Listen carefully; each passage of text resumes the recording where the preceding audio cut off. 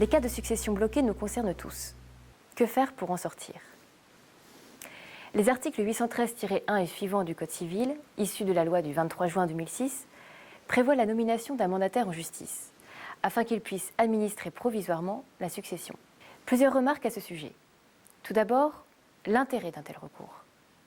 Cette technique réside dans le fait que dès lors que la succession a été acceptée par au moins un héritier, le juge peut également autoriser le mandataire à réaliser des actes de disposition nécessaires à la bonne administration de la succession et en déterminer les prix et stipulations. Une vente à l'amiable est donc possible et permet d'éviter les contraintes liées à une vente par adjudication. Il s'agit d'une procédure assez rapide, puisque le juge statue en la forme des référés, et peu coûteuse, en comparaison avec la procédure du partage judiciaire. Deuxième remarque, l'application possible aux successions ouvertes avant le 1er janvier 2007.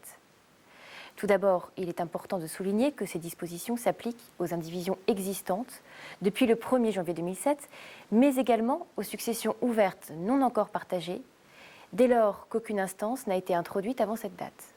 Les titulaires de l'action.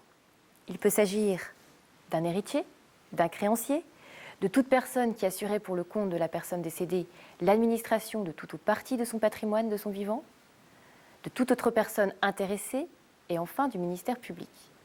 Conception extensive des causes de nomination du mandataire. L'inertie, la carence, la faute d'un ou plusieurs héritiers dans l'administration, la mésentente entre héritiers, l'opposition d'intérêts entre eux et enfin la complexité de la situation successorale.